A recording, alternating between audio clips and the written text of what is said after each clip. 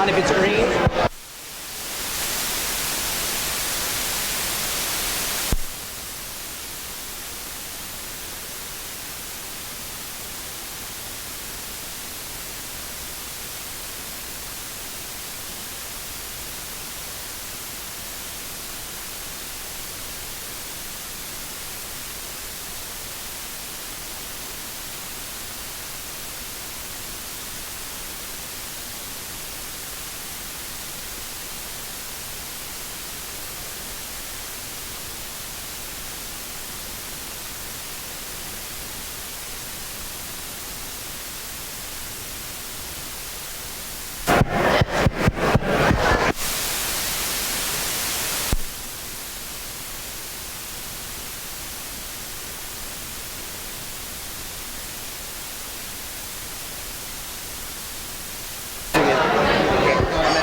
Sure.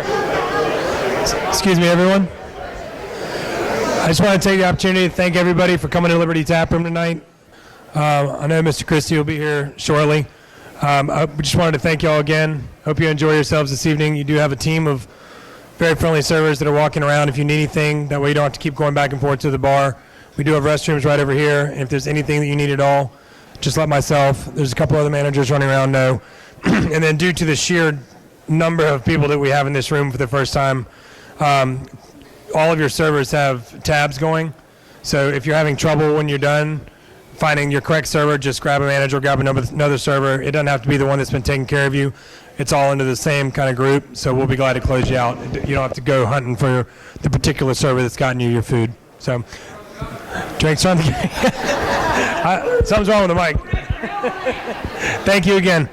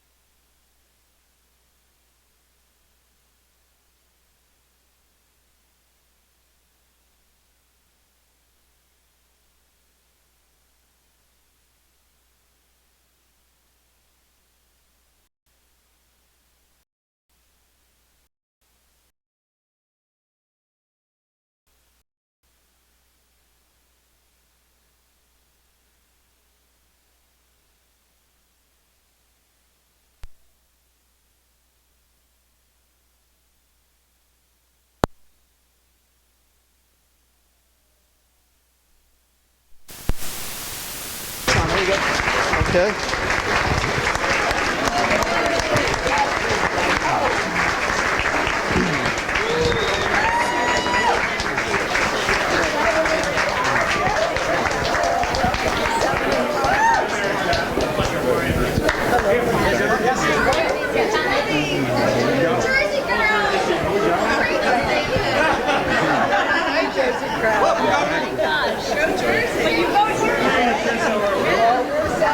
Well, good evening. Good evening.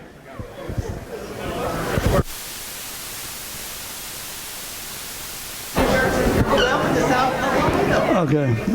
Good evening. It's with great honor tonight that as chairman of the Charleston County Republican Party, we have Governor Christie here tonight for the Low Country, and it's a great honor as your party chairman, and I see lots of new faces here, and I think this is a great testimony to the Governor Christie. I had a chance to hear him earlier today, and it's important that we have somebody intelligent enough and forceful enough to confront Hillary in November. And I think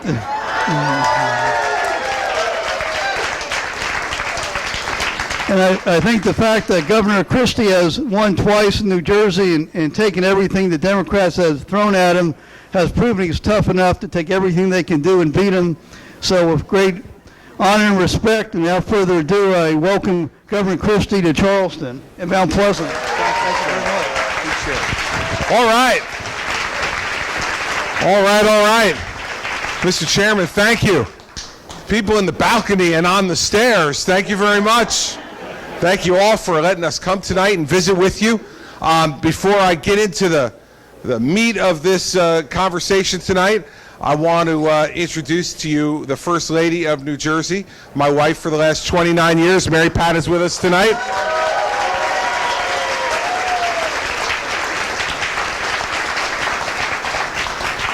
See, me you can get any time. When she comes, you know we're serious. So thank you all for being here tonight. I appreciate it very much. As governor of New Jersey, I've done 138 town hall meetings in New Jersey, and I started doing it because I really felt like as governor you could become really isolated. You know, you have the state troopers who are driving you all the time. You know, tonight was a rare occasion for me. I actually came in the front door of someplace. Hey, Governor, you never come in the front door any place. You come in basements, back doors, side doors.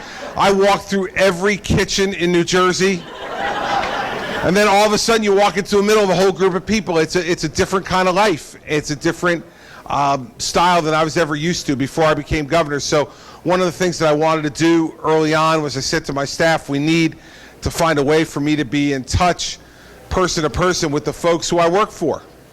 And so we came up with the town hall meeting approach in New Jersey, and hadn't been done by governors before on any regular basis, and we've been doing it now for nearly 6 years. And you may have seen some of the more interesting excerpts from my town hall meetings on YouTube or on the news sometimes. You know, New Jersey is an energetic place with an energetic electorate, and they have a governor who likes to give it as well as get it. So we have good interaction. So we decided as we begin this campaign for president that we want to do exactly the same thing. We want to get out and meet people all across the key early states, South Carolina, New Hampshire, Iowa, make sure that people get to ask us questions directly and that we get to answer them directly. Because see, I think 7 years ago, unfortunately, a majority of the American people bought a bumper sticker for president. Hope and change. Hope and change, hope and change, hope and change. We heard it over and over again, and it sounded to some people in our country nice. But now after 7 years, we kind of know what the substance of hope and change was. And I don't think we're going to vote for a bumper sticker again in 2016. You're going to want to know what you're buying, and that's why we've been more specific than any other campaign, Republican or Democrat, in this country. If you go on our website, go on chrischristie.com, you will see us have very specific proposals from 5 very specific policy speeches that we've done so far in this campaign on entitlement reform, on tax and regulatory reform, on our Americans military and our national intelligence operation, on education reform, and then last week on criminal justice reform. All of those things are incredibly important to our country's future. And you need to know specifically, if I became president, what I would do to try to improve in all 5 of those areas, and I'm sure we're going to talk about a bunch of those tonight. Let me just start off with 2 things real quickly, then we'll get to your questions for the majority of the time that we're here tonight. First thing is this. In what I consider to be the worst presidency since Jimmy Carter, this president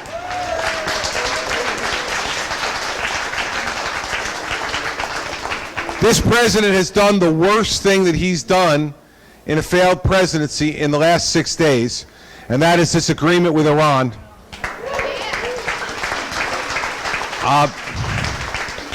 We could go through a whole bunch of it as to why it's so bad, but let's start off with the fact that 6 days ago, the president got on national television, in fact, international television, at 7 o'clock in the morning Eastern time.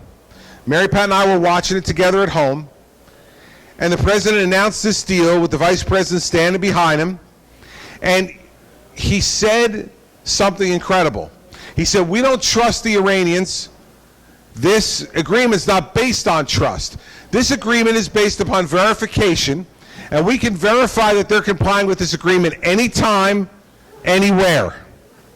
Now, that was a huge lie. There's no other way to put it. There's no delicate way to put it. Because when you look at the contents of the agreement, here's what anytime, anywhere means to this president.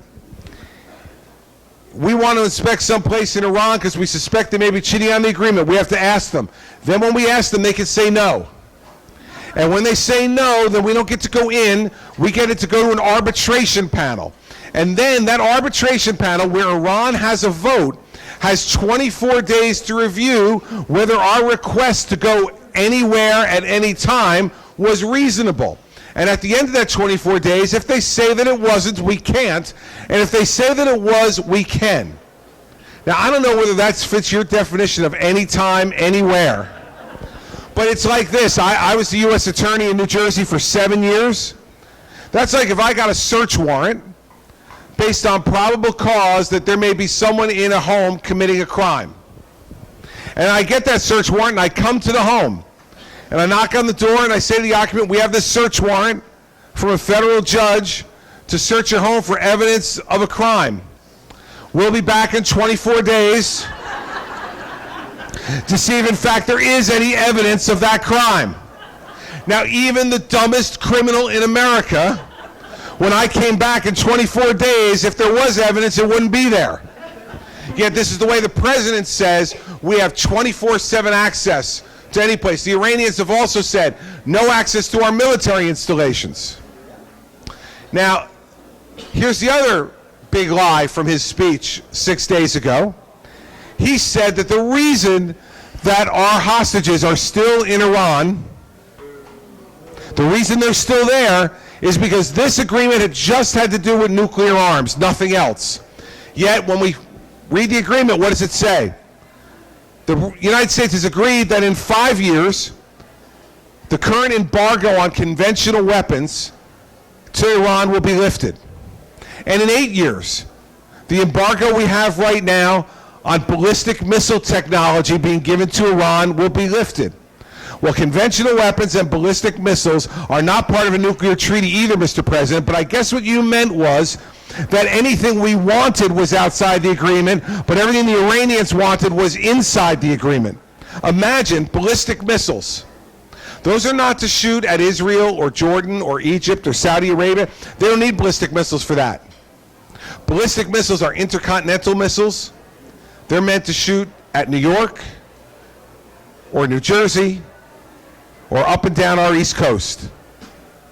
President of the United States has agreed to lift the embargo against the largest state sponsor of terrorism in the world. In return for what? You know, the big lie of this second term for the president is anytime, anywhere. And we know the big lie of the first term was if you like your doctor, you can keep him. And if you like your health plan, you can keep it. That was the big lie of the first term. The big lie of the second term is anytime, anywhere. And the bad news for Hillary Rodham Clinton is, by endorsing this deal, she owns the big lie of the second Obama term, and we are going to feed it to her in November of 2016.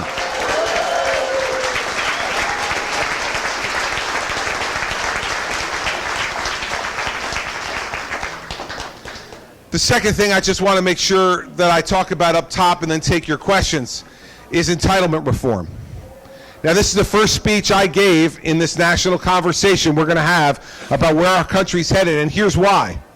Because 71% of the current federal budget is spent on entitlements and debt service.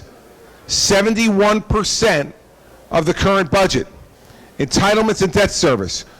When John Kennedy was elected president 55 years ago, 26% of the federal budget was entitlements and debt service. We have reversed it. Reversed it. And the worst thing about this is that even at spending 71%, we're running out of money. Harvard and Dartmouth just put out an independent study that said that Social Security will be bankrupt in 7 to 8 years, not the 15 years the federal government's telling us. And why? Because they said that the federal government has overestimated fertility and underestimated life expectancy. It's a bad combination for Social Security.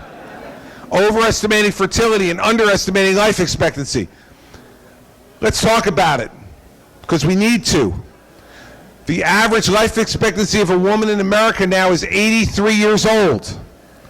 The average life expectancy of a man in America now is 79 years old. I see some ladies smiling out there.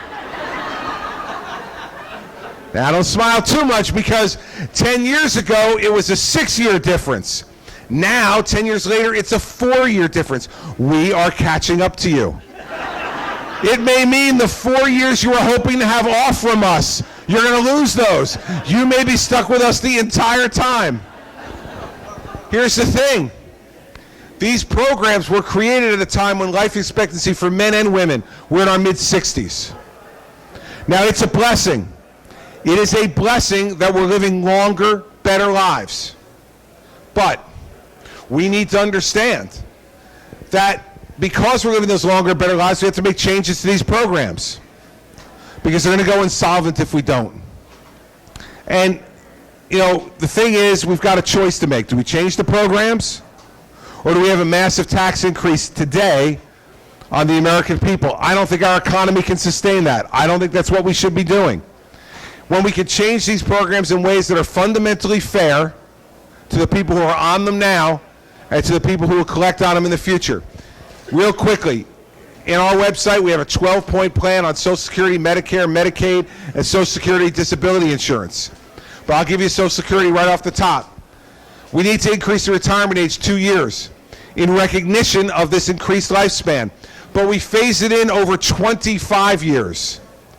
So before Mrs. Clinton starts accusing me of throwing Grandma and Grandpa off the cliff, the old Democratic game, that would be a 25-year fall off the cliff. That means gravity as we know it has ended. 25 years. I would be 77 years old by the time the 2-year phase-in ended. So this is gradual, and people have an opportunity and time to adjust to it. Second, we need to means test Social Security, everybody. And here's what I mean by that. If you have over $5 million in liquid assets when you retire, that throws off $200,000 or more in retirement income. Retirement income, $200,000 or more. Do you really need a Social Security check? I don't think so. And here's the thing. You know, if you do it, if you take it anyway, we're going to lead towards insolvency more quickly. And for those folks who say, hey, listen, I paid for Social Security, I deserve to get it back, I tell you, there's lots of things in this life you pay for that all you get back in return is the security of knowing that if you need it, it will be there.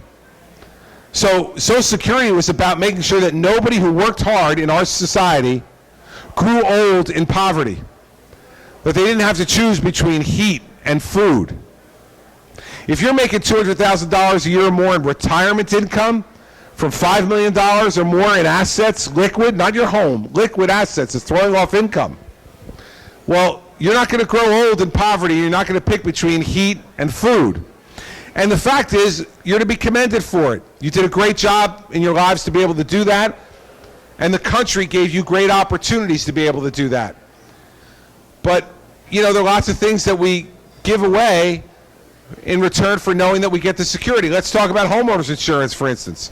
We all buy it, and in case our house burns down, we know it's going to be there to help us rebuild our home. But let's say nothing bad happens. In 30 years, you live in your home, and then you go to sell it. Do you go back at the closing and get the insurance company to come and say, by the way, I made no claims over the last 30 years. I was a great customer. I paid every year. I'd like my money back. The insurance company, after they got done laughing, would say to you, no, you don't understand. The deal was you put your head on the pillow every night knowing that if you needed it, we were going to be there. Social Security needs to be the same way. And we need to do that without increasing taxes on everybody across this country to pay for it. Now, many of my advisors said to me, don't talk about entitlement reform. It's the third rail of American politics. If you touch it, you die. So I decided, heck, we're going to hug it. We're not going to touch it. Because if we don't talk about what we're spending the 71% on, you've got no business hearing from me on what I want to do on the 29%. Because the 29% will get squeezed out within 20 years.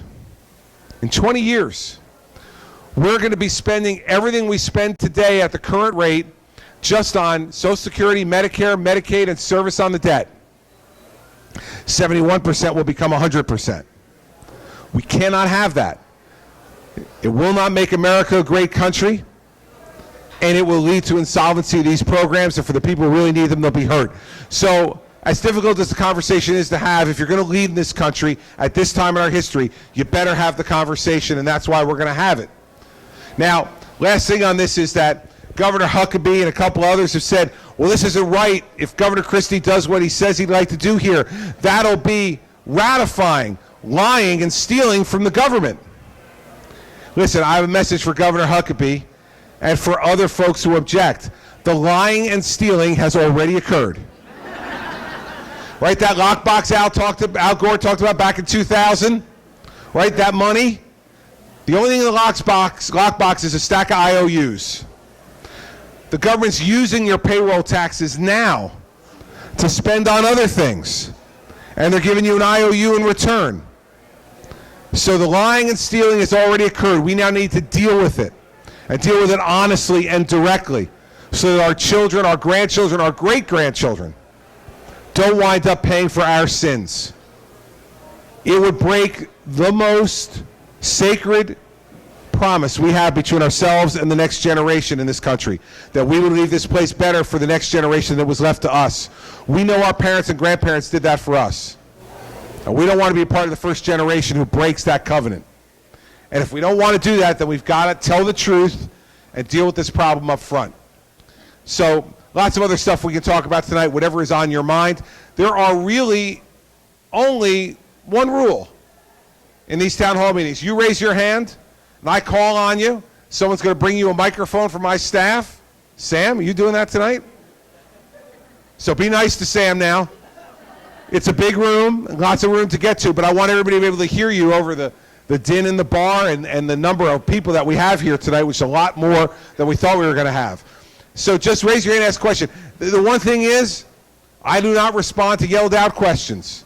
It's not because I'm governor of New Jersey or candidate for president of the United States. It's because Mary Pat and I are the parents of 4 children. And for you parents and grandparents out there, you know what that means. We have developed a highly, highly tuned ability to be able to ignore things being yelled at us. So, and we just had family dinner together last night. So that is really honed in me right now. So we're happy to take your questions. I hope you don't mind. But, you know, at least in New Jersey, and I expect here in South Carolina as well, when you start working, you take your jacket off. So I'm going to take my jacket off, and we're going to get to work taking questions.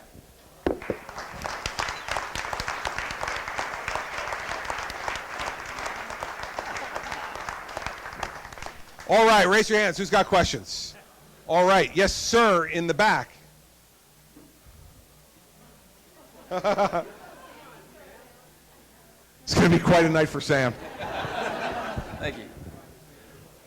In light of the recent revelations about Planned Parenthood from last week, would President Christie order his Attorney General to open an investigation and possibly see about defunding Planned Parenthood? Yes. Yes, I would. And I will tell you this. This is the difference between the folks in Washington, D.C. and the people who have governorships running in this race. I defunded Planned Parenthood in New Jersey 6 years ago. And we've defunded it every year for the last 6 years. Now, when I first defunded it, I defunded it because we were double spending.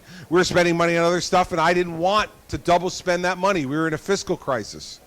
Now, with these most recent revelations, there's even more reason not to fund Planned Parenthood.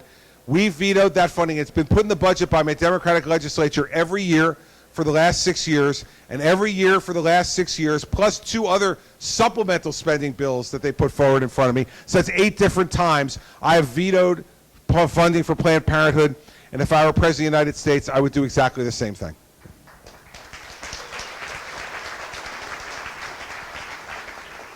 Yes, sir. Good. Thank you, Governor. Welcome to South Carolina. Thank you, sir. I do have a question.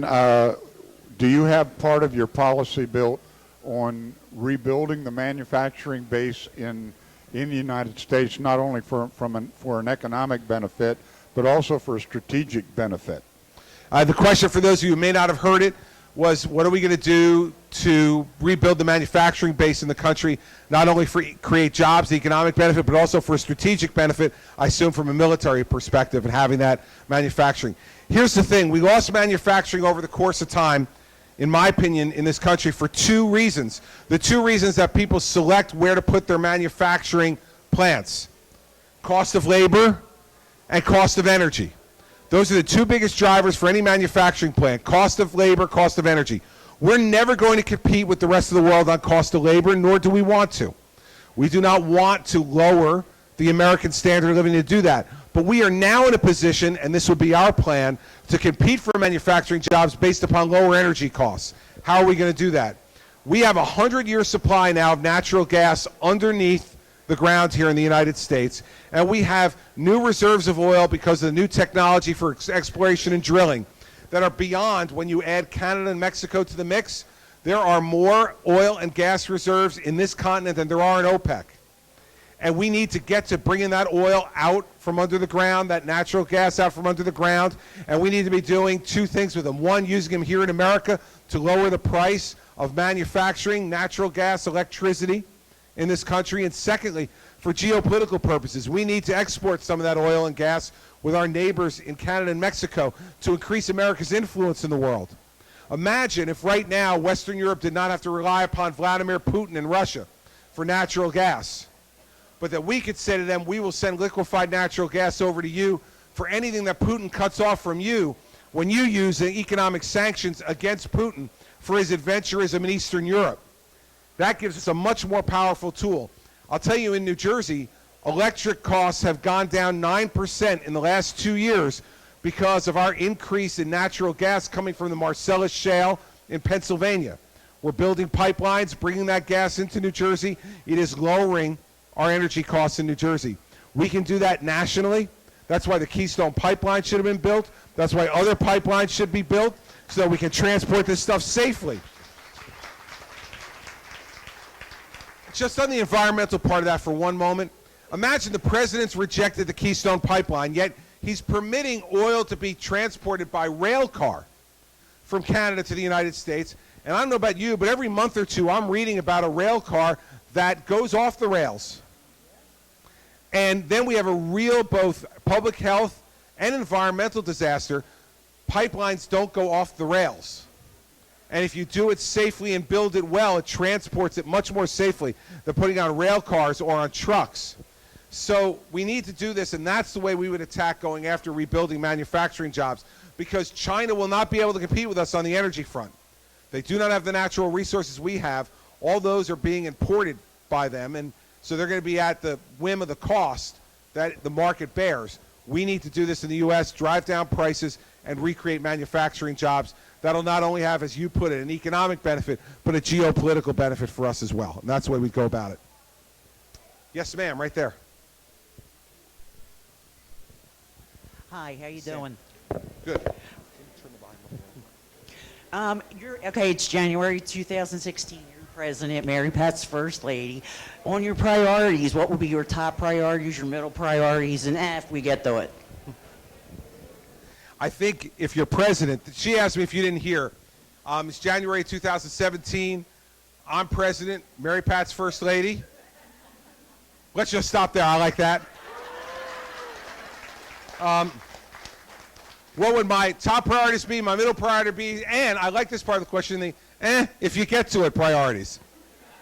I've never been president, but I suspect the I'll get, if I get to it, you never get to. Because too many things happen in between that you're not expecting. But 3 priorities right away. These would be the 3 top priorities. First would be entitlement reform, to deal with that right away. Second would be tax and regulatory reform, and I'll go into detail on that in a minute. And third would be restoring our relationship with our allies around the world. I was talking about Jimmy Carter a second ago, so I'll go in reverse order. How about this? Jimmy Carter was at the Aspen Institute about 2 weeks ago, and he got asked about the president's foreign policy, this president's foreign policy of his party, and his response was, I cannot think of one country that we have a better relationship with today than we did the day he came into office. Pretty extraordinary statement from a former Democratic president about the current Democratic president. And I hate to say this, but Jimmy Carter is right. He's right. And we need to work with our allies around the world again.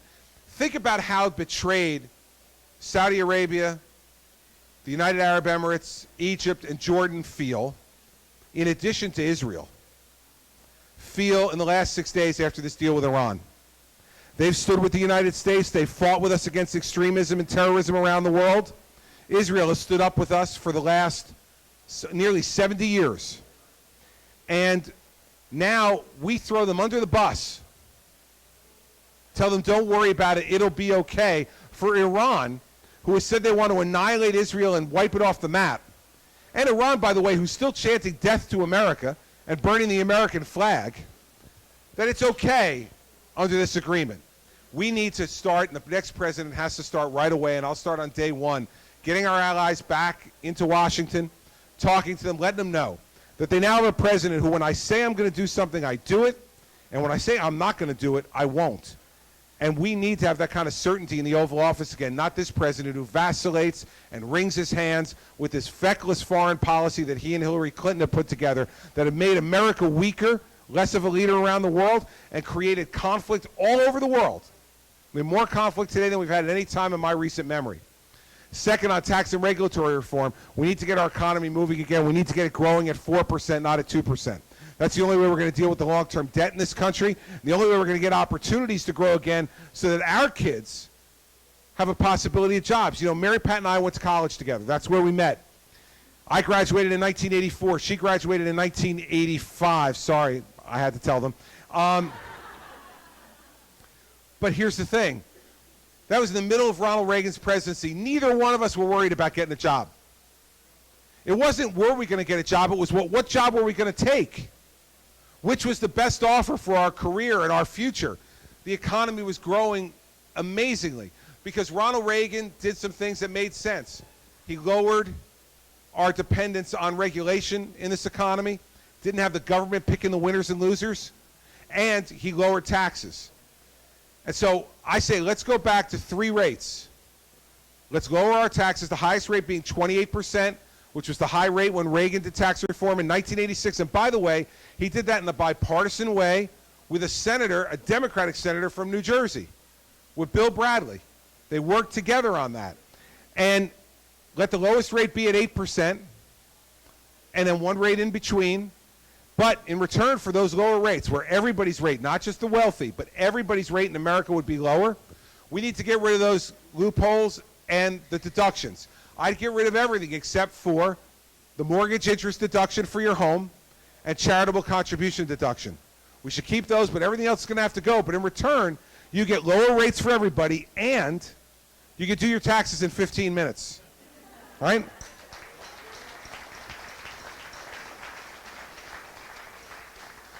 We need to do the same thing in corporate America as well. They have $2 trillion in American profits offshore, not coming back to the U.S. because we double tax their profits. One of the few countries in the world that double taxes profits, and we have the highest business tax rate in the world at 35%.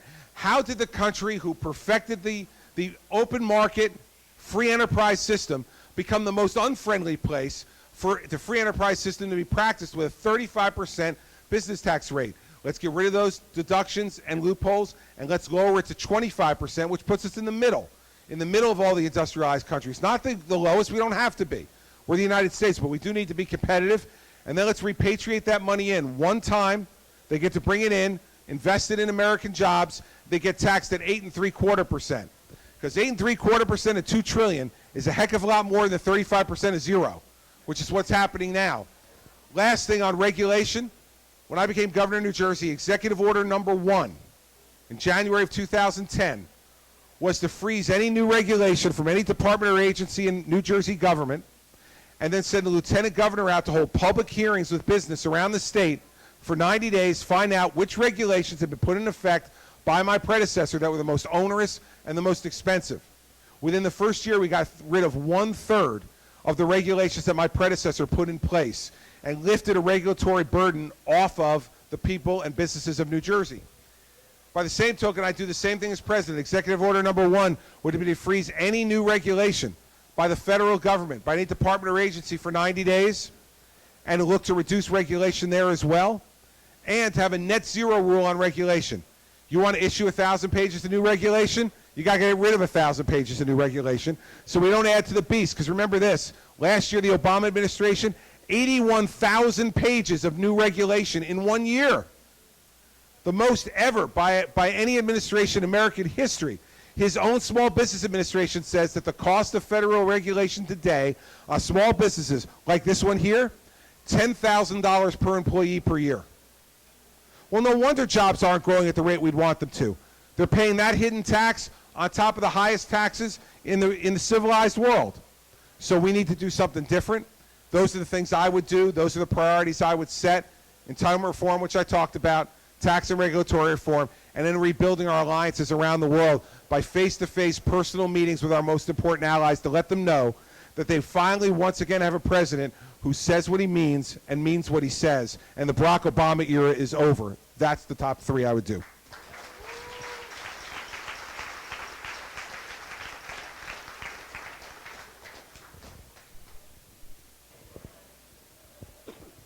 Welcome to Mount Pleasant.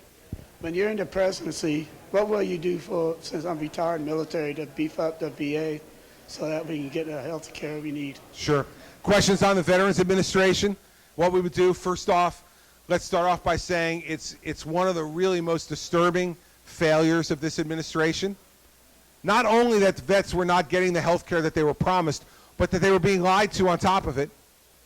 Fake waiting lists, jiggered with schedules. It's awful.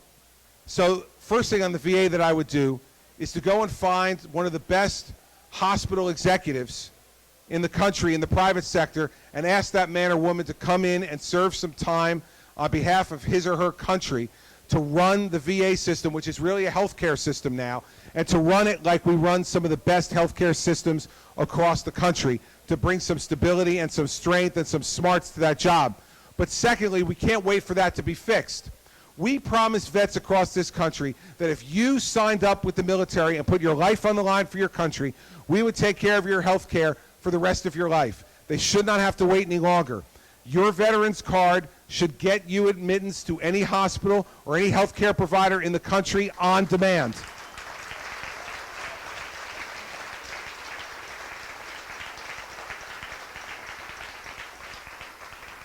And just to show you that I'm serious about this, let me tell you about 2 things we've done in New Jersey.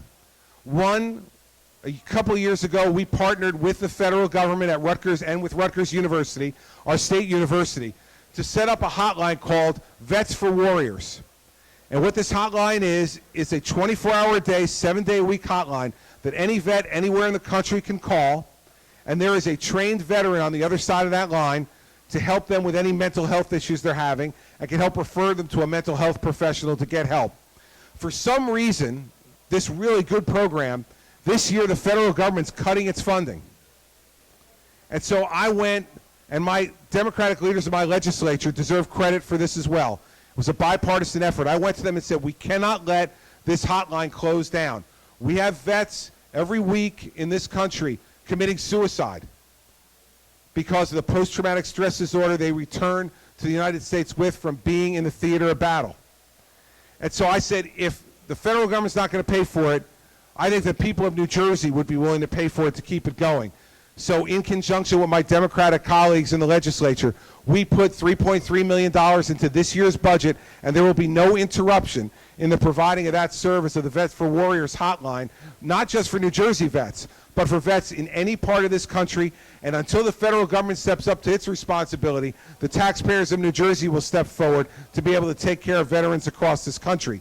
Secondly, we started a new program this year with our trauma centers in the state to say, let's start that card program. If you're a veteran in New Jersey and you've been denied timely health care by the VA, you can come to a trauma center in New Jersey and they will promise you same-day health care. Same-day health care for veterans. We're putting $5 million into the effort, the government, and these trauma centers are putting philanthropic money in as well to be able to see that no veteran in New Jersey who can't get service at the VA will be denied same-day health care. Go to one of our trauma centers in the north, central, or south part of the state, and your health care will be taken care of. So we're not just talking about it. In New Jersey, we're actually doing it, and as president, I would follow through exactly the same way.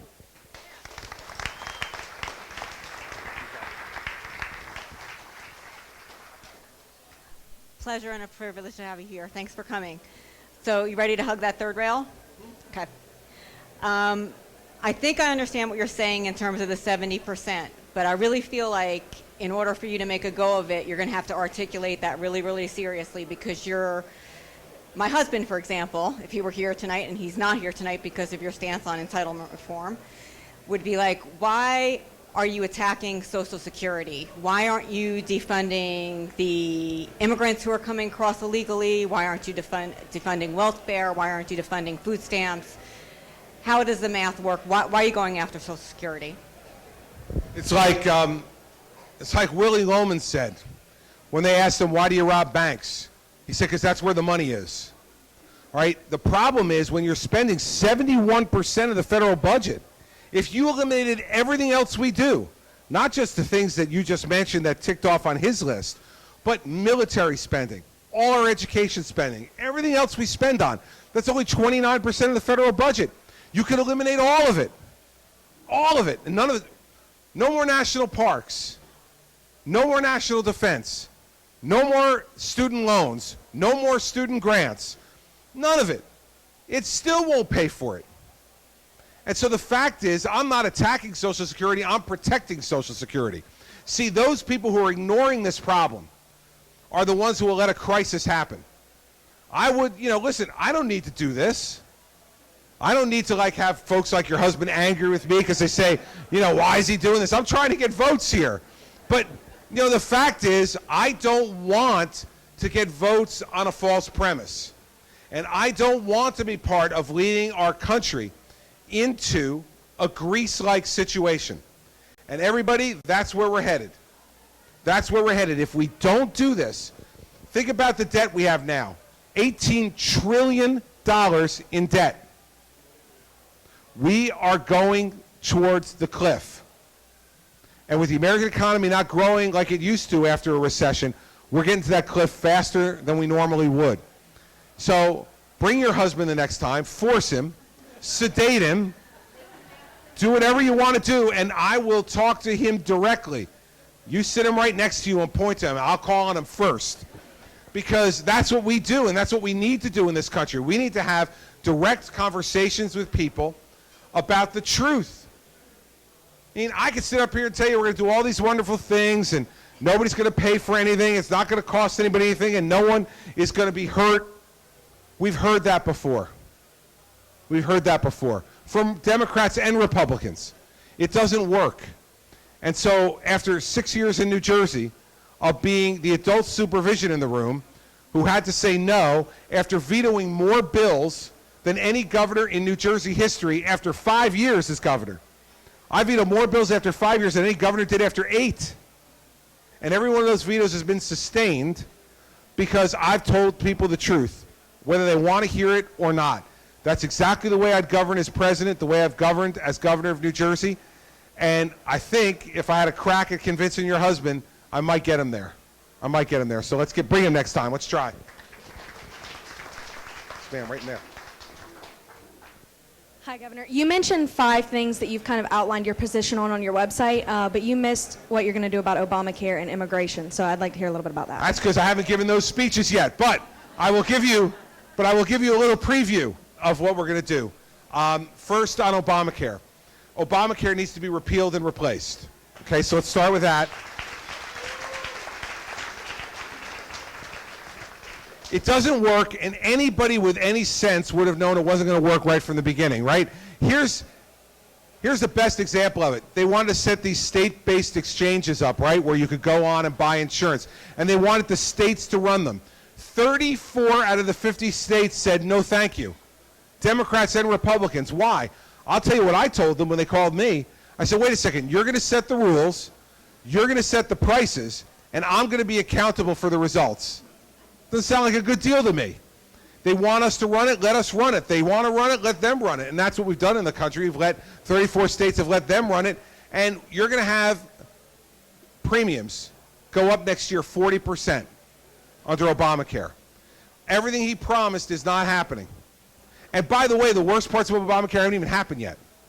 The employer mandate hasn't been fully phased in. The employee mandate hasn't been fully phased in.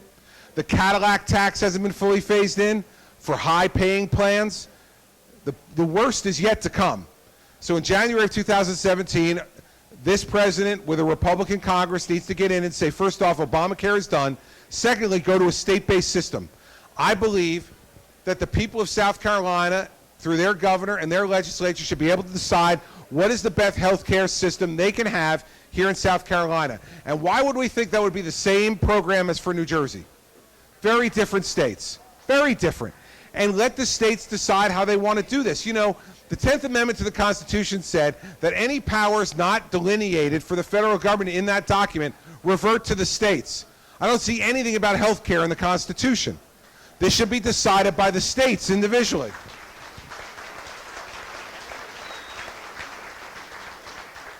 On immigration, first thing we need to do, obviously, is deal with the border situation. Now, you know, I think there's 4 ways to do that, but you can't do any one of them individually. You have to do them in conjunction. Way number 1 is you have to build wall and fence in places where it's appropriate. I am not one of these guys who says build a wall across the entire 2,000-mile border between us and Mexico for 2 reasons. 1, it's inexpensive and inefficient. And 2, I have never seen a wall that a determined human being couldn't find their way over, under, or around. So let's not fool each other, okay? It sounds good. You pound your chest when you say it. I'll build a wall across the entire border. It sounds really strong. It's not. Now, there's certain places where it might be appropriate to have a wall. In those places, fine, build it. Second, more border patrol officers, human intelligence on the border. Third, electronic intelligence. We need to use drones and other electronic capability to monitor parts of the border that are difficult terrain, where it's difficult to get human beings or build a wall or a fence near it. Fourth, and I think most importantly, is we have to force every employer in America to use E-Verify. The reason these folks are coming across the border is not to vote. That's why this Hillary Clinton path to citizenship thing makes no sense. If you talk to undocumented people who are here, they came here to work, not to vote. If they know the jobs are not here, they won't come. And what we need to do to businesses who are exploiting cheaper labor, rather than hiring Americans to do these jobs, is to say to them, we're going to make the fine big enough on you that if you hire people here illegally, it'll wipe out your profits. And so those 4 things combined, I think, will stem the tide of people coming across our border and then leave the rest of the job to the FBI and the DEA for those people who are trying to bring illegal drugs over the border or other criminal conduct or terrorism. I think that's the way to go about it on immigration. But until we do that, no one's going to want to have a discussion about anything else. I will tell you this. My grandfather, my mother's dad, came over to this country from Sicily. He was born on the boat between Sicily and the United States. My great-grandparents were so intent when their ticket was called to come to America that my great-grandmother, 9 months pregnant, got on that boat to come to America and gave birth, I cannot even imagine, gave birth to my grandfather on that boat. My mother used to tease her father all the time. She said, you know, that means you're nothing. You're not Italian, you're not American, you're nothing. You were born in the middle of the ocean. And I can remember, even as a really young child, how angry my grandfather used to get when she would tease him about that. And he would say to her, you're wrong, I'm an American. They made me an American when I got to Ellis Island. I'm an American. He was so proud of that. His father, who was a Mason and had trouble finding work over in Sicily, came here when he legally could to find work. And then my grandfather followed in his footsteps and became a Mason here and helped to build Newark, New Jersey and the surrounding towns with their hands. We always want to have immigrants coming legally to this country to help our country continue to grow and diversify and get stronger. But we've got to do it legally. And we can't have that conversation until we secure the border and give people confidence again that the commander-in-chief of the country, the person in charge of the executive branch, will enforce the laws. I spent 7 years as the U.S. Attorney in New Jersey. You can be assured if I'm president, we will enforce the laws as they're written. That's the way I'd go after those two.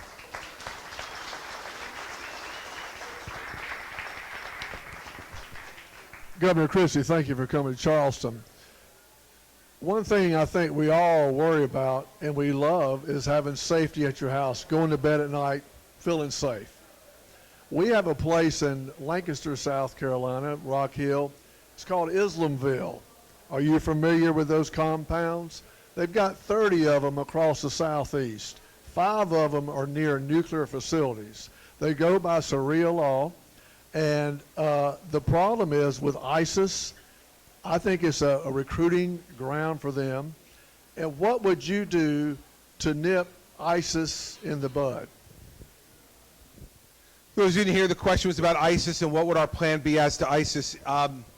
Let me first say to you in response to that question that when we all get on that stage on August 6th for the first debate in Cleveland, Ohio, on Fox News, I'm going to be the only person on the stage who actually have prosecuted terrorists, who have supervised applications under the Patriot Act, who have gone to the Federal Intelligence Court and reviewed those applications, and has actually prosecuted and put terrorists in jail. It's an enormous difference to have that experience in answering the question you have, because I realize how difficult and nasty and dirty this work is, and it is. I think with ISIS, the first thing we need to do is get them fighting over there so they don't come here. And so what we need to do is we've got allies over there who want to have this fight. The Egyptians, the Emiratis, the Saudis, and the Jordanians. The King of Jordan has spoken very directly about their pilot who was burned alive in a cage on film by these animals. And they want the fight, but they need to know we're going to be with them. We need to arm them with the most sophisticated weapons we can give them. We need to be training them down to the battalion level with American soldiers training them. We need to provide them with the type of intelligence they need to target ISIS where it is. Remember, it's not a nation state. So there's some in Iraq, there's some in Syria and other parts of the Middle East. We need to have better intelligence on the ground and give it to our allies. And fourth, we've got to make sure that they know that whether the polls go up or down, that we're going to stand with them on this fight. That's the way to bring the fight to ISIS over there. And lastly, we can never take off the table the idea of having to send American troops over there if necessary. Now, I don't want to do that, and I think these folks who are most directly threatened by ISIS right now should be able to carry the fight to them, but we cannot ask them to do it and say to them, and under no circumstances will we bring American troops, because if we say that, that gives ISIS a strategic advantage that we don't want to give them. That's the way to go after ISIS. And the last part is we need to prepare the American people for the fact that this is going to be a long fight. You know, you can't say one time they're the JV, as the president said, right? Not saying that anymore. Then say we're going to degrade and destroy them. And then say, a few weeks ago, I have to admit we really don't have a strategy. You know, by the way, in this connected world of social media, they're hearing all that too in real time. This president's weakness, his unwillingness to exert American strength, has made the world a more dangerous place. That does not mean we need to be the world's policeman, and it's not what I advocate for. But we better be the world's leader, because if we don't lead, someone else will. And right now, it's ISIS and Iran and Putin. And that is not a good trio for us to have leading the world for American interests and for the interests of our allies around the world. So that's the way I would go after ISIS.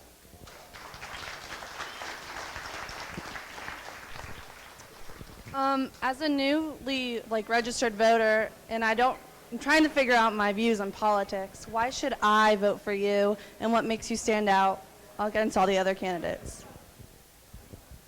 Question is from a newly registered voter trying to figure all this out because there's only 16 candidates to choose from, right? Trying to figure out why should she vote for me?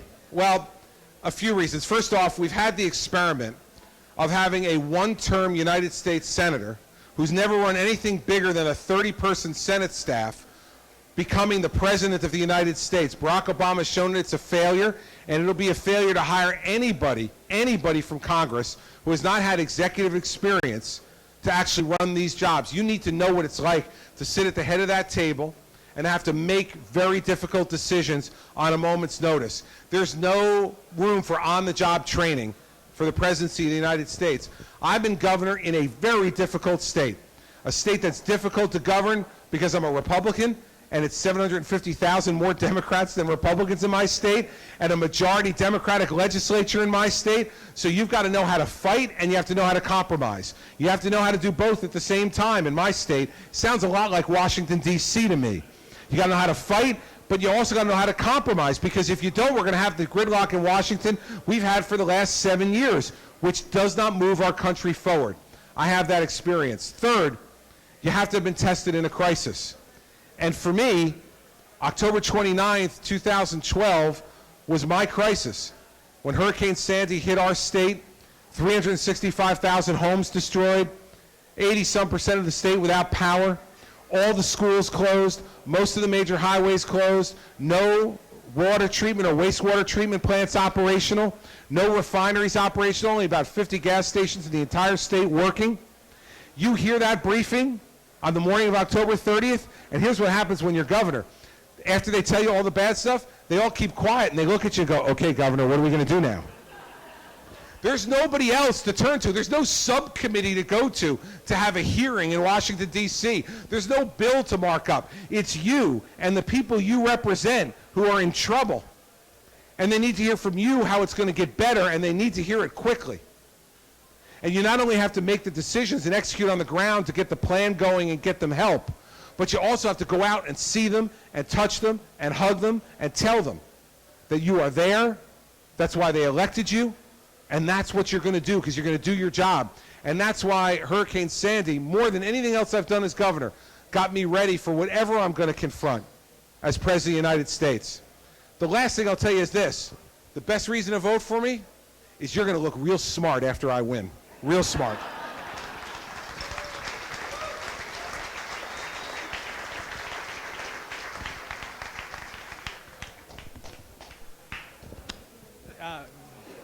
Yes, Governor. I have a quick question. I came to this country 15 years ago looking for the American dream, and our president, which is everyone's president, has put us in a bad place. He keeps saying there's no American dream anymore. I do believe that. My kids were born here. I'm an American citizen. I did not vote for him. How would you change the mentality of people after all these 6-7 years where they say there's no more American dream? I believe there is. Well, how would you do that? Well, first of all, I'm glad you believe there is, and I think a lot of other Americans believe that there is, and that's a start. But the bottom line for a president is you have to aspire to greater things for your country. And you have to convince the country that you believe that they're attainable, but not to be given to anybody. See, I'll tell you the way my parents described the American dream to me. My mother used to say to me all the time, Christopher, you can be anything you want to be if you're willing to work hard enough. What we have to reinvigorate in the next generation is that what America gives you is not a guarantee of anything other than a chance. You get a chance to be great. Every day America gives you a chance to be great based upon the ingenuity of your ideas and your work ethic. And we need to be talking about that again over and over and over again to our children and our grandchildren, to say that the people who built this country into the greatest power the world has ever known, living under the greatest blanket of freedom and liberty for a sustained period of time that the world has ever seen, never got anything handed to them. We fought the Revolutionary War. We fought to industrialize this country. We fought to build a railroad across this country. No one gave it to us. The explorers across this country went and settled a continental country from the Atlantic to the Pacific, died in the process, fought to try to create a better life for themselves and for their kids. We fought 2 world wars to preserve our sense of liberty, not just for us, but for people in Europe who wanted to live in freedom and liberty as well. We achieved great things. We had a president of the United States, a Democrat, who, having no idea at the moment how it was going to be done, said we will get to the moon by the end of the 1960s and return. He didn't know how they were going to do it. We didn't know how we were going to do it. But because a president stood up there and said, I believe we can do it, we did it. The fact is, Americans have achieved great things based upon ingenuity and hard work.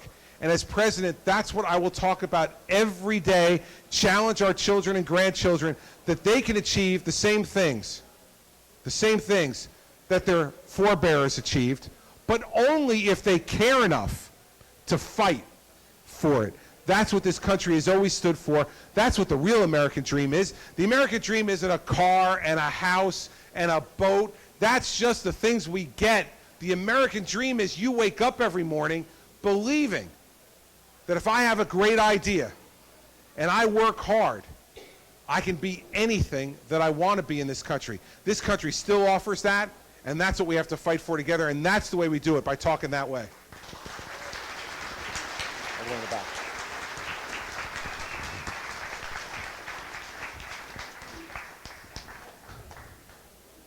Poor Sam. Running her all over the room tonight. I just wanted to, my question has to do with my generation, but before I get to that, I wanted to tell you that I am an immigrant and I am interested in hard work and voting just as much as every person in this room, and I believe that the American dream is still alive, and there's no place that I love more than the United States of America. That's great.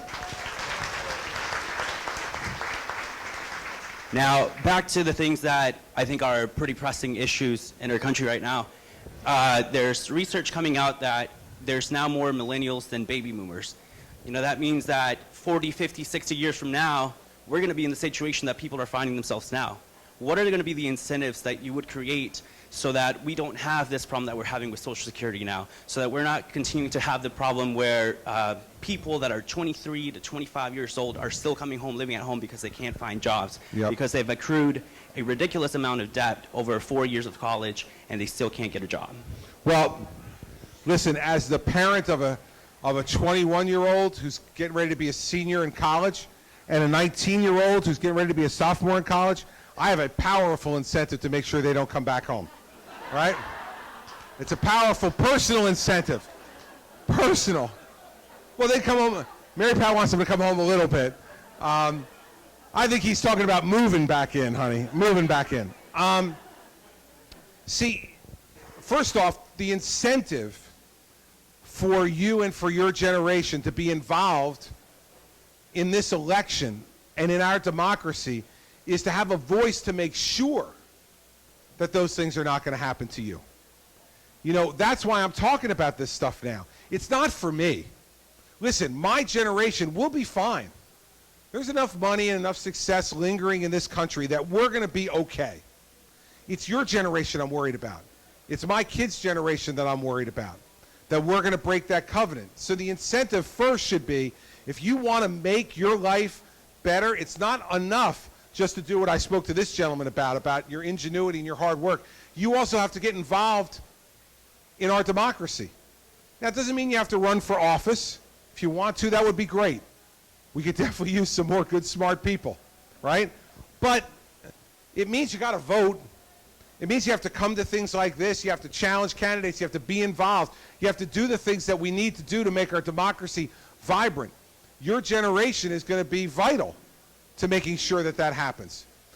Now, I talked about how we would try to get the economy moving, so I don't want to repeat that, but I would tell you on the issue of student debt and student costs, we need to get the colleges and universities in this country under control.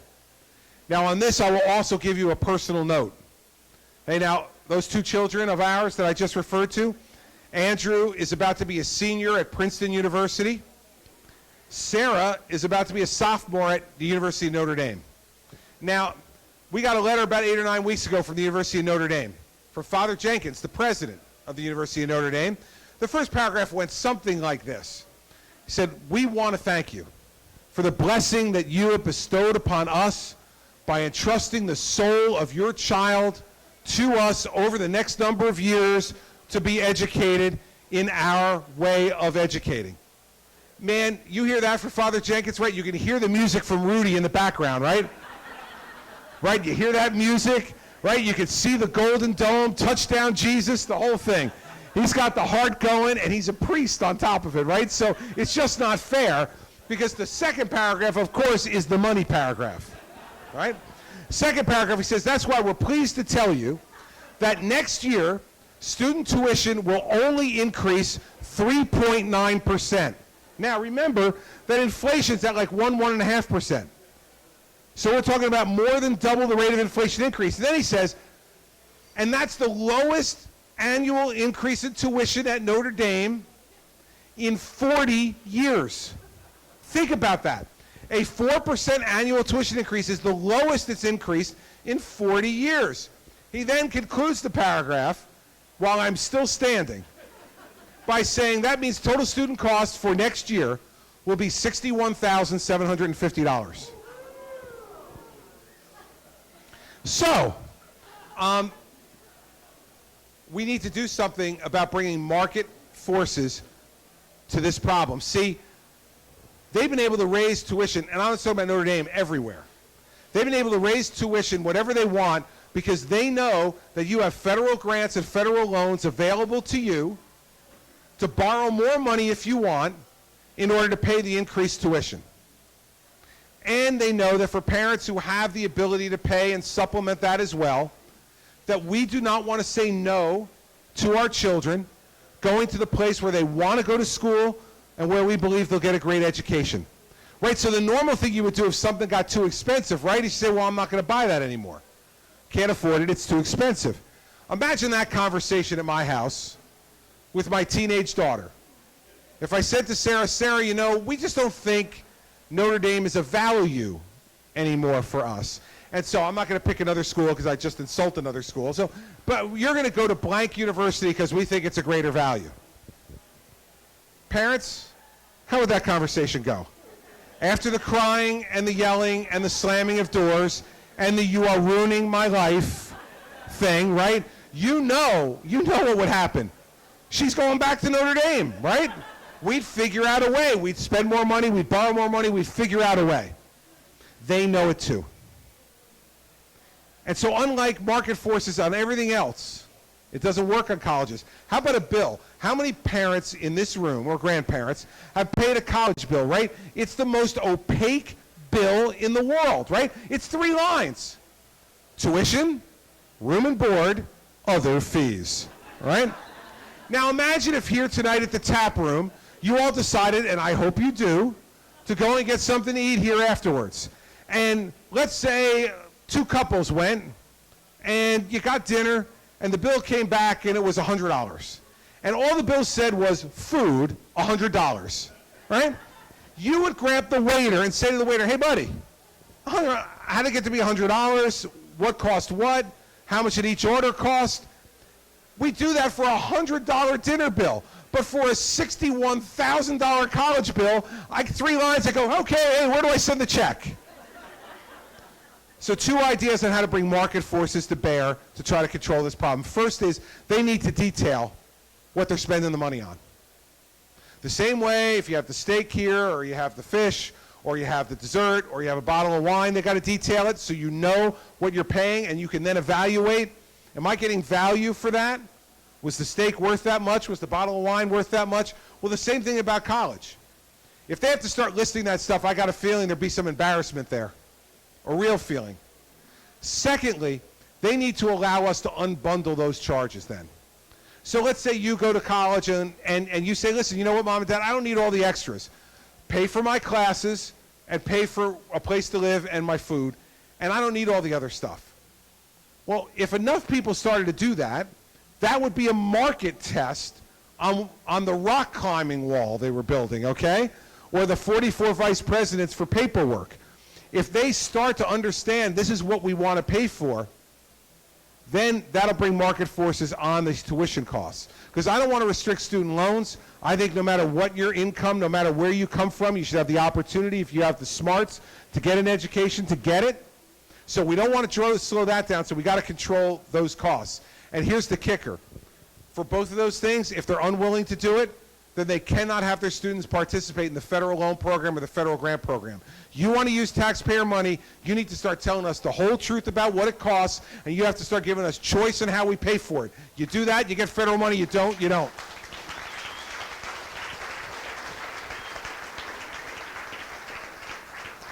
We have a young man in the back in a scouting uniform. He is in uniform, so we must take his question. About law enforcement, you hear about every few months about a cop who's done something bad, like Walter Scott shooting. How are you going to recognize the cops that do good stuff? Good question. I spent 7 years of my life working with agents and police officers to try to make the streets of New Jersey safer. And the work that they do is extraordinary work, and we need to be talking about that. But what we also need to do is we need to get police officers and the communities working together. Right now, in too many communities in our country, the community is not connecting and communicating with police officers and vice versa. And as a result, they feel like the police officers at times are not working for them, but working against them. And whether that's true or not, it doesn't matter if they feel that way. It becomes the reality. And so, for instance, in a city in my state, we've done some things a little bit different. Camden, New Jersey, which for those of you who are familiar with New Jersey, is a big city right across the Delaware River from Philadelphia, was when I became governor, the most dangerous city in America. Rated the most dangerous city in America. The police force had a bloated, ridiculous union contract that was costing the taxpayers untold millions of dollars, and they weren't effectively doing their job. Absentee rate, daily absentee rate was as high as 30% of officers not showing up for work. And so we decided to work with the Democratic mayor in that town to do something different. We fired the entire police force. 240 police officers, we fired the entire police force. And we went to the county of Camden and we said, listen, will you establish a county police force with a metro division to cover Camden? And if you do that, will you train them in community policing? A whole different way of doing this. For the same price we were spending for 240 police officers, we now have 400 police officers on the street in Camden. We don't have police officers anymore doing work behind a desk at headquarters. We hired civilians for that. We have police officers out on the street on foot, on bicycles, and in cars. And what they're doing is holding town meet and greet meetings where they sit in circumstances like this in smaller groups, introduce themselves, talk to the members of the neighborhood and the community, get to know them. At Christmas time, a number of them dressed up as Santa Claus, went house to house with gifts for some of the more underprivileged children that had been donated to the Camden County Police Department. Gave those gifts, brought people together. Communication is working. We have new cameras, 120 of them around Camden, to report crime as quickly as possible. The response rate for the Camden City Police Department when we fired them was 60 minutes. 60 minutes from the time you call the police till they get there. The response time now for the Camden County Metro Division, 5 minutes, right? Those people now in that community feel connected to their police officers. They feel like they're all in it together. So part of the way we're going to hear more about this is to have police officers who are working with the community and have that community work with police officers. It's going to take time to do it. But we've done it in a city like Camden, which used to be the most dangerous city in America. We can do it in Ferguson. We can do it in Baltimore. We can do it in other major cities around this country. And we need a president who's going to say that's a priority. Because of my background and my experience, I know how important it is, and it's going to lead to more people having more respect for our police officers rather than less. So that's the way we would do it.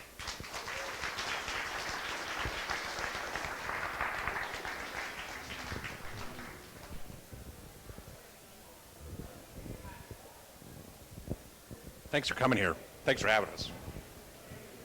You mentioned it earlier, executive experience.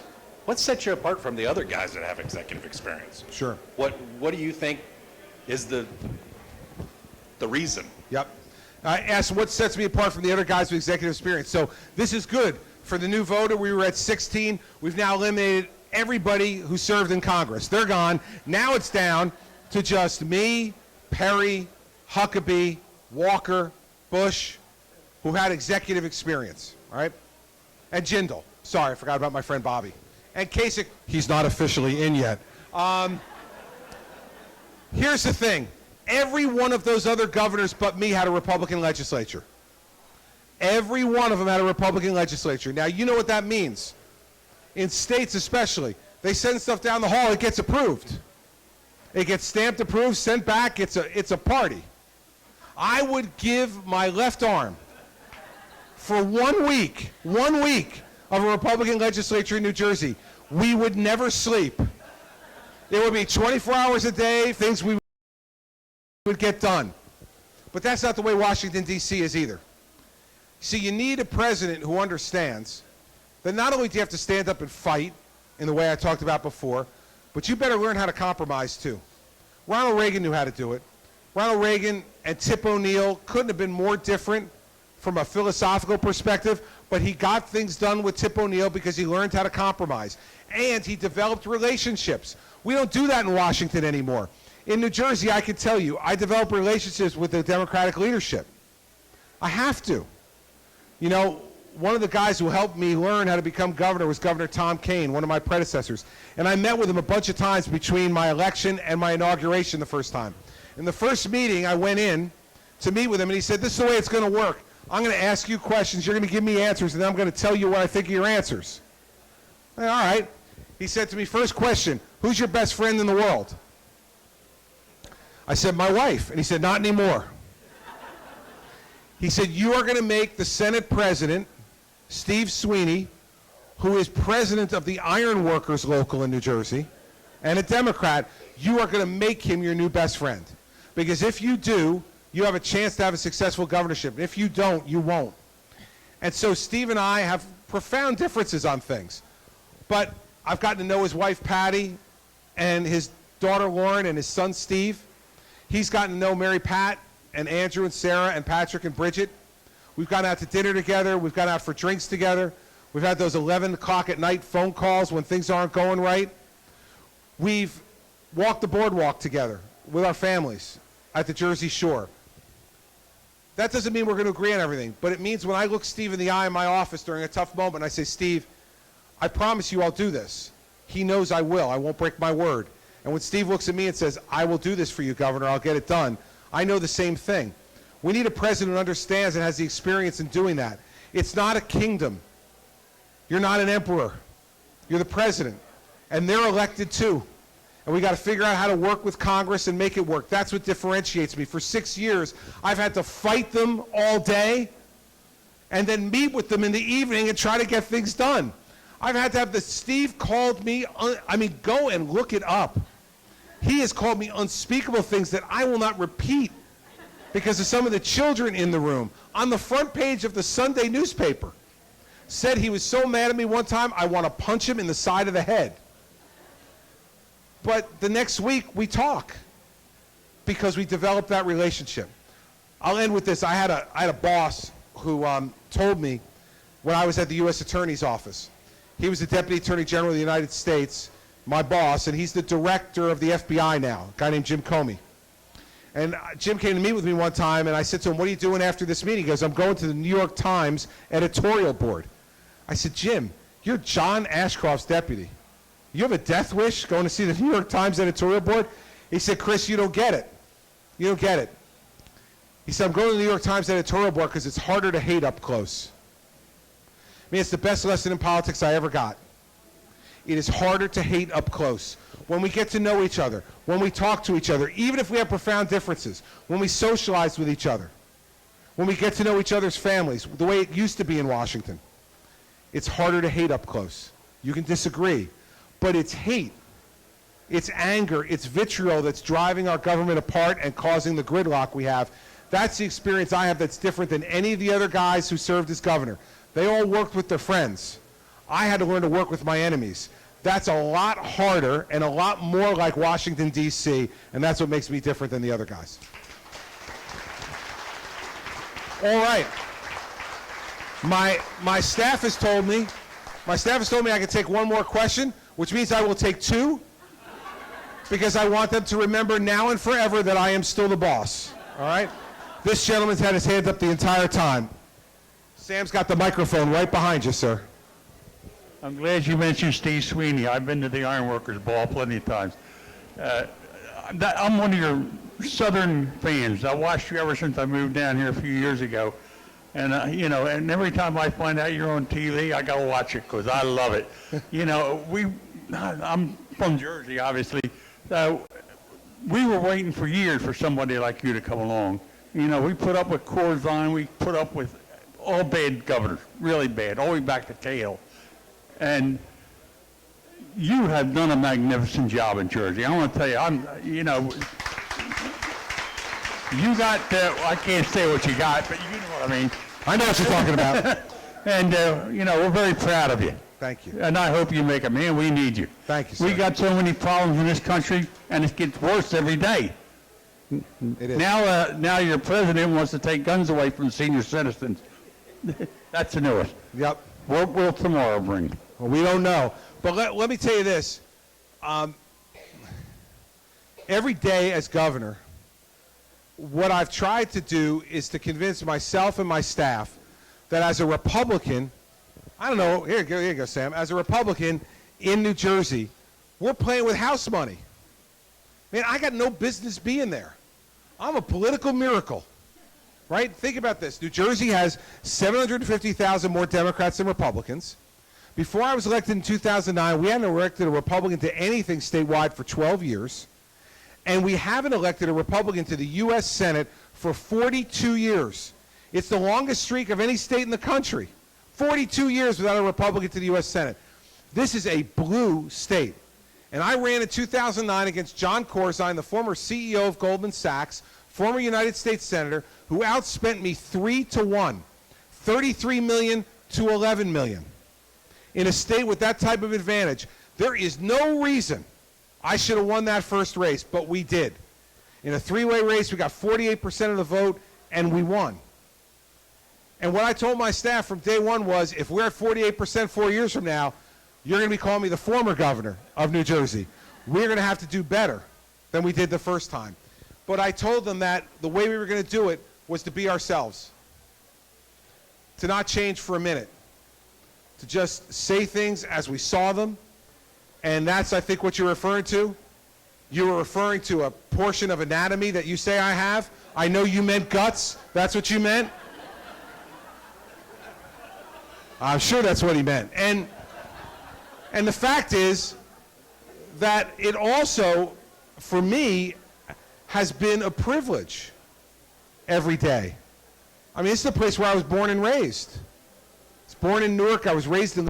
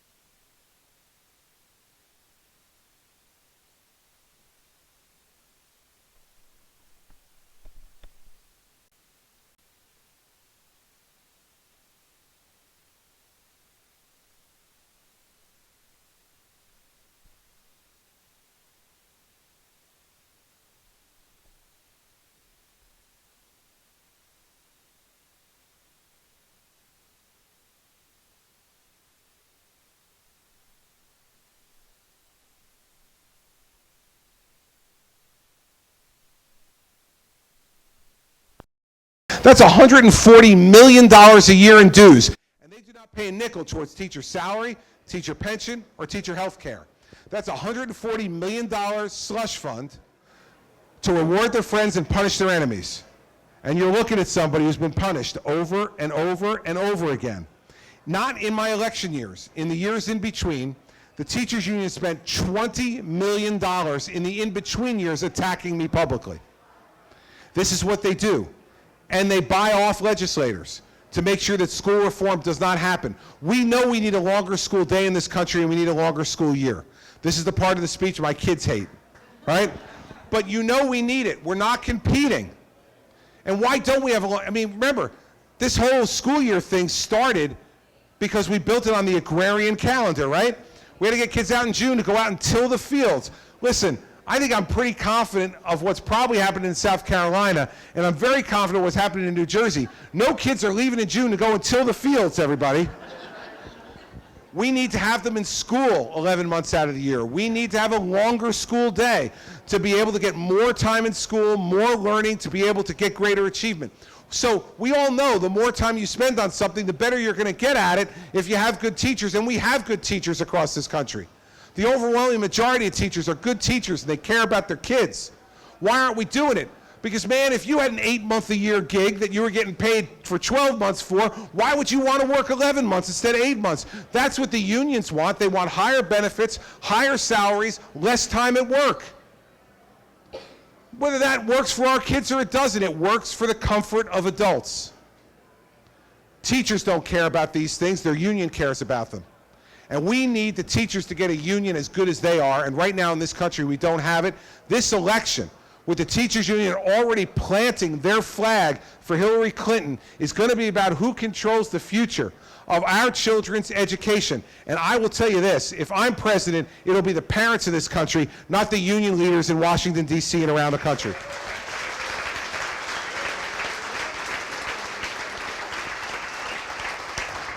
Since this gentleman here just said really nice things about me and didn't ask a question, we're going to let this lady ask one more question before we go. Not that I don't like that, but I said 2 more questions, and that wasn't really a question. But I appreciate it anyway. Yes, ma'am. With all the violence we see in the United States with guns today, what's your leadership going to do to try to keep the guns out of the wrong people's hands? Well, I think the way you phrased the question is exactly the right way to phrase it. For 7 years as U.S. Attorney in New Jersey, at the direction of the President of the United States and the Attorney General Ashcroft, we created a program called Project Safe Neighborhoods. And what that was about making sure that we kept guns out of the hands of criminals, and criminals who had guns were going to be arrested and convicted and sent to federal prison for at least 5 years, if not more, without the chance for parole. What we've gotten confused about in this country is we think we don't have enough laws to control gun violence. We have more than enough laws. We're not enforcing the laws we have, and we're enforcing them against the wrong people. We're enforcing them against law-abiding people who want to be collectors or want them for self-defense or want them for hunting, and we're not enforcing them as aggressively as we should, and this administration has not brought the number and kind of gun cases that the Bush administration brought, and that's why our streets are less safe. We need to enforce these felon in possession gun laws. If you're a felon and you're possessing a gun, you're going to jail for 10 years without parole. We need to let people know that there is going to be a price to pay for committing a crime with a gun. Those are the people in this country. They're not going to a background check. They're not going to a gun shop and getting a background check because they're going to go and knock over the liquor store. They're buying guns on the black market illegally, and they're possessing them, hiding them, using them, and then ditching them. And then they buy the next gun, and they hack the serial number off it so you don't know where it comes from. We know how this happens. So, again, my experience as a prosecutor will help significantly. I'm going to pick an attorney general who is not going to make up the law as he or she goes along, but who's going to enforce the law and is going to say to the 94 U.S. attorneys who work for my attorney general, here's your job. Get illegal guns off the street and get the people who use those guns for the commission of crimes in jail where they belong. Those are the things we need to do to reduce gun violence in this country. If we did stuff like that in Chicago, like we're doing it in Camden right now, Camden's murder rate in the 2 years since we have this new police force is down 51%. 51% in 2 years. That's called effective policing and sending a message. We need to send that message all across the country. That's the way to reduce gun violence. Not with a bunch of new feel-good laws that look good when you read about them in the newspaper, but aren't being enforced anyway and just impinge upon the rights of law-abiding citizens in this country. That's the way I'd go about it.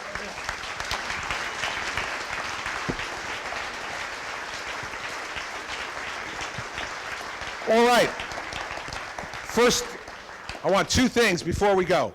The first one is to say thank you to all of you. You know, people ask what it's like to campaign for president. I go home now and they say, so what's it like? You're going to Iowa, New Hampshire, and South Carolina. What's it like? What's the experience like? What I tell them is, you people in these first 3 states are amazing. Here you are in the middle of July. There's not going to be any voting here for 8 months. And you show up at a town hall meeting at 5:30 in the afternoon and ask great questions and sit and listen to a candidate who's offering themselves for president. You all are an inspiration for what this gentleman talked about in his question. This country's potential is limitless because folks like you care enough about our democracy and our country to come out and show up at things like this. So thank you for doing that. It renews my faith and my confidence in doing this in the first place.